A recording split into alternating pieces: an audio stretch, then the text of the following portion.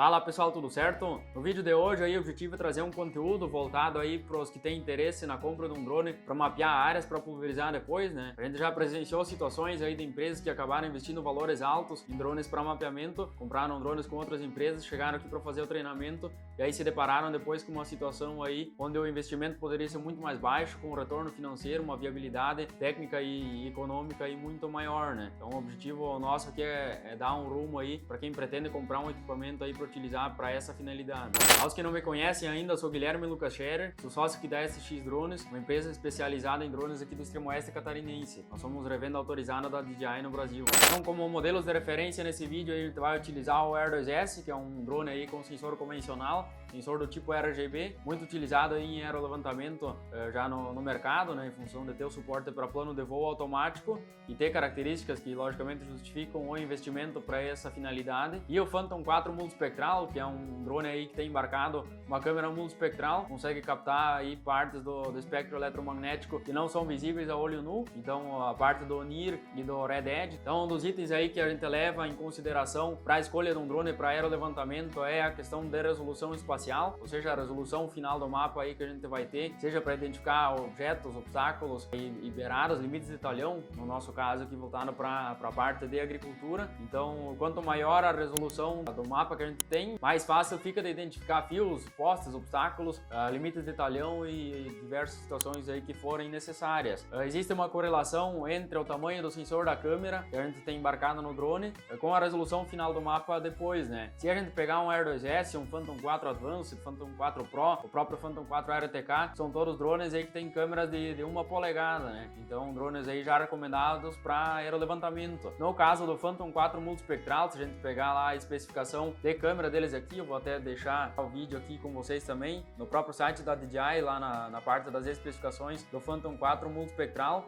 Quando a gente vem na parte de câmera, o próprio site aqui já diz que o tamanho do sensor da câmera, lembrando que são 6 sensores, né? Então tem 6 lentes aí que fazem a captura de diversas faixas do espectro eletromagnético, porém cada sensor desses aí tem um tamanho de 1/2.9 polegadas. Ou seja, o tamanho do sensor que a gente tem aí presente na câmera do Phantom 4 multispectral é um tamanho bem reduzido, né? Inclusive mais reduzido quando a gente compara com o Mini 2, que é de 1/2.3 polegadas, né? Então a resolução final do mapa acaba sendo prejudicada justamente em função disso. Então eu vou deixar algumas imagens aí comparando o Phantom 4 multispectral com o Air 2S na mesma área, voando na mesma altura, mesmas questões de configuração aí de sobreposição de imagem também. Então vou deixar as imagens na sequência, vocês observem aí as diferenças de resolução espacial, da resolução do mapa que a gente tem no caso dos dois tipos de sensores, justamente em função do tamanho do sensor da câmera que a gente tem.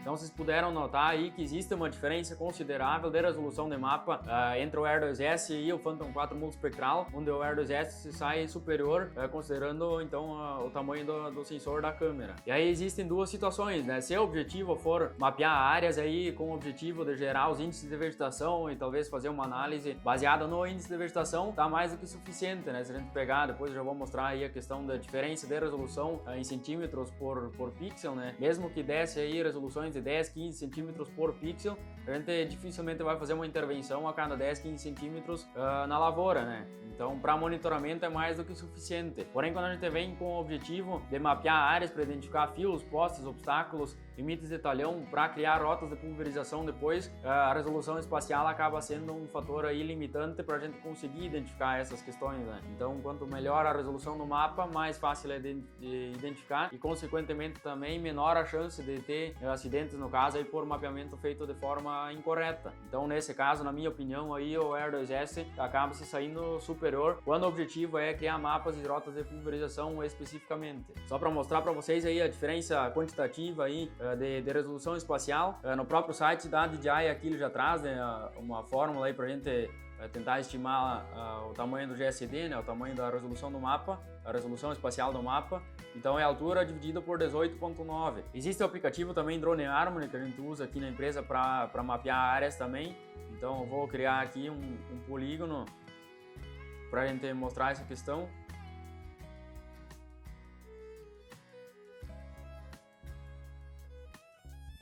Então, no caso aqui, eu criei o plano de voo, né, só para a gente ver a questão da resolução, da estimativa do GSD que a gente teria, utilizando aqui a altura de 120 metros, sobre a posição que a gente utiliza aqui na empresa.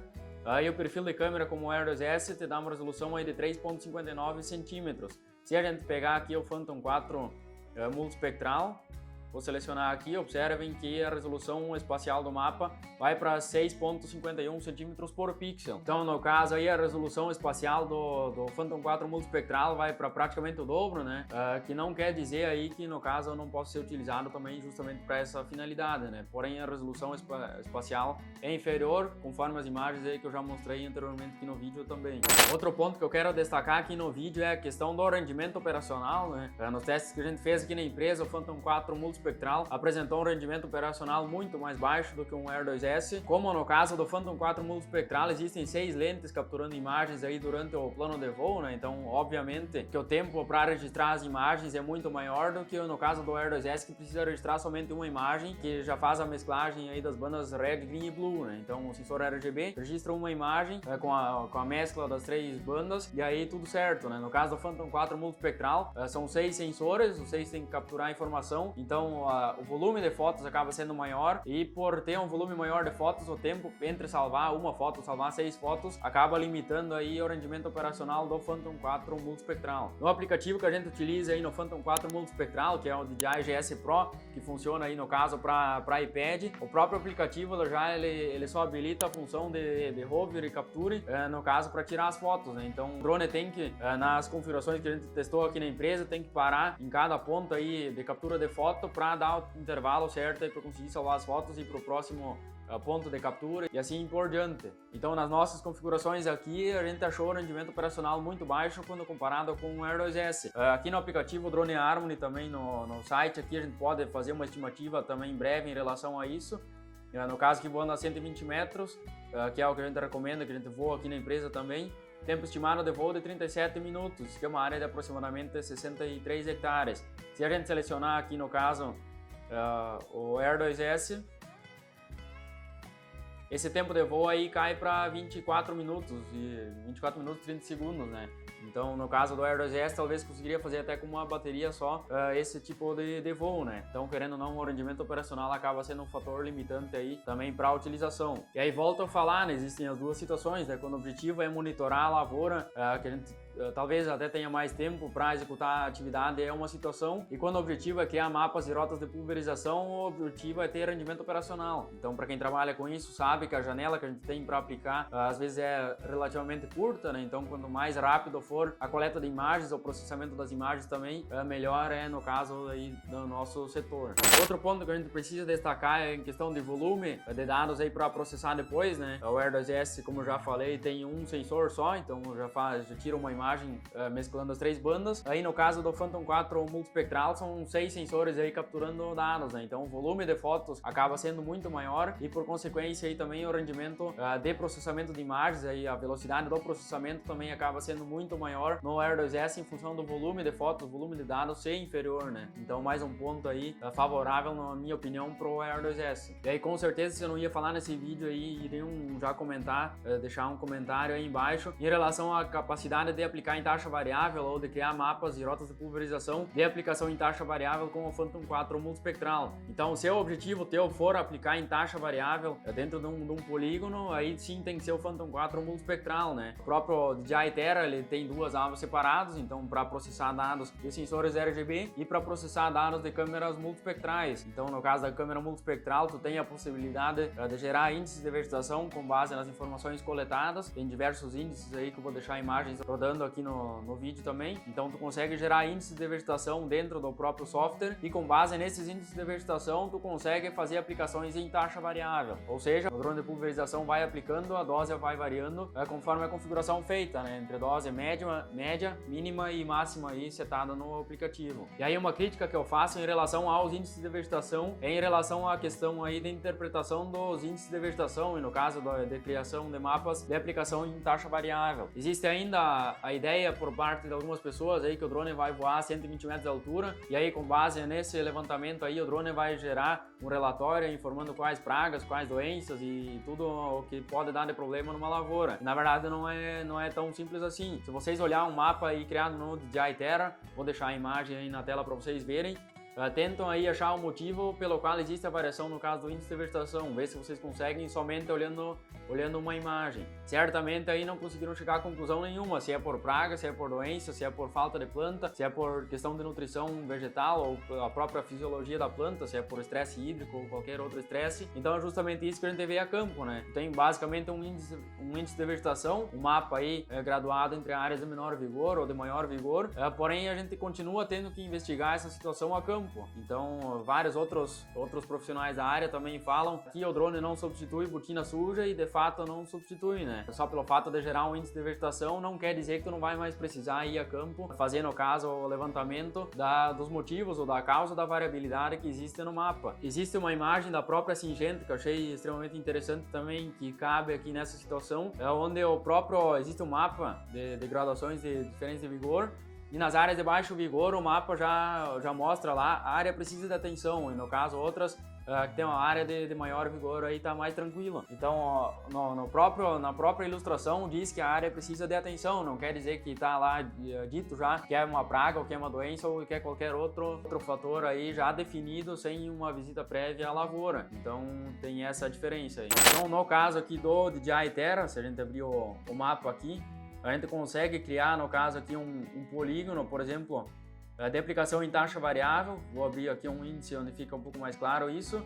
Vou dar um aplicar aqui na geração da prescrição do mapa, usando logicamente dados aleatórios aqui de média, de mínima e máxima dose por hectare. E aí depois disso ele gera aqui já o mapa de prescrição, né? Então se eu passar o mouse aqui por cima ele vai mostrar áreas aí onde a dosagem é maior, ou onde a dosagem é maior com base nos parâmetros aí que a gente definiu, que tem como base aí o índice de vegetação, né? Então essa é a minha crítica, deve ser muito bem analisado e muito bem interpretado para não haver precipitações aí no caso de criar mapas de aplicação em taxa variável que não condizem aí com o que de fato existe na lavoura. E aí o próprio detalhe é a aplicação em taxa variável de defensivos, né? Existem muito poucos trabalhos hoje relatando a aplicação, por exemplo, de taxa variável de fungicida, justamente por ser a maioria dos produtos aí que a gente usa como forma preventiva, né? Então tem poucos trabalhos em relação a isso. De inseticida também, a gente sabe que tem várias pragas que acontecem dentro das lavouras, então a aplicação de inseticida em taxa variável também acaba sendo complexa e a própria infestação, ou no caso a incidência de pragas dentro da lavoura, acaba sendo complexa só olhando o índice de vegetação, né? Então a gente não tem como tirar muito resultado com base nisso. A própria questão de plantas daninhas, de ervas daninhas também não é tão simples quanto parece. Aí pode ser também que a própria resolução espacial que a gente tem, que a gente consiga obter também seja um fator limitante. No caso aí, se te der uma resolução de 6 centímetros e a planta daninha tiver um tamanho aí inferior a isso, a identificação já fica meio complexa, né? E aí mesmo se fosse um porte maior, não é tão simples quanto parece. O próximo detalhe é em relação ao valor do investimento, né? Hoje o valor de um Phantom 4 multispectral tá praticamente aí 5, 6 vezes o valor de um Air 2S. Então, para a grande maioria das empresas aí que está iniciando no mercado, financeiramente acaba sendo mais interessante o Air 2S. Logicamente que vale a pena avaliar a situação de cada um, né? A própria situação regional, o avanço da tecnologia na região de cada um e o diferencial, no caso, de um Phantom 4 multispectral é inegável, né? Ter a capacidade de conseguir interpretar faixas do espectro eletromagnético que não são possíveis com o Air 2S é um diferencial para a empresa também, né? Que em algumas regiões pode fazer diferença, mas na nossa região aqui, para quem está começando, acaba sendo um investimento um pouco pesado na grande maioria das situações. A questão do valor da manutenção também acaba sendo maior num drone aí que consequentemente vale 5 vezes mais, né, 5, 6 vezes mais. Então o custo da manutenção com certeza é maior no Phantom 4 multispectral. O próprio custo de bateria acaba sendo aí já 30% mais ou menos a mais aí, no caso de um Phantom 4 multispectral, de um Phantom 4, quando comparado a um Air 2S. Então é um ponto também a ser considerado. E aí, como conclusão final aqui do vídeo, a gente tem duas situações, como eu já mencionei antes. Existem empresas aí que têm o objetivo puro aí de gerar os mapas e as rotas de pulverização, né, de tirar a parte de ter que caminhar em volta da lavoura, de criar os polígonos aí da forma convencional, que é por caminhamento. Então, se o objetivo teu for deixar de caminhar e dar agilidade no teu processo só para criar os mapas e as rotas de pulverização, recomendaria o Air 2S. E se o objetivo teu for trabalhar mais com a parte de monitoramento de lavoura, né, logicamente observe todas as questões aí que eu já mencionei, da aplicação em taxa variável, da complexidade que é e da necessidade de ter interpretação agronômica também. Porém, se o objetivo teu for monitoramento e criar mapas de aplicação em taxa variável ou de estudar mais profundamente esse tipo de situação, então eu recomendaria o Phantom 4 multispectral. Então, como o objetivo nosso que dá viabilidade para quem a gente atende, nós acabamos recomendando o Air 2S na grande maioria das situações. Se alguém tiver interesse na compra também do Phantom 4 multispectral, pode entrar em contato conosco e a gente passa a questão de cotação de valores também. Nós somos revenda autorizada da marca, então a gente tem os dois modelos aí também para venda aqui na empresa. Então esse foi o vídeo de hoje, espero que a gente possa ter contribuído de alguma forma aí para quem pretende investir nesse ramo. Peço aí que você se inscreva no nosso canal, deixa o like no vídeo, comenta, compartilha esse vídeo aí com as pessoas que você acha que tem interesse no assunto, com empresas aí que atuam no ramo. Deixa a sua opinião embaixo também em relação à viabilidade, ao interesse de cada um, né? Comenta aí se você trabalha com um dos dois modelos e deixa sugestões de vídeos também aí embaixo. Então esse foi o vídeo de hoje aí, beleza? Valeu!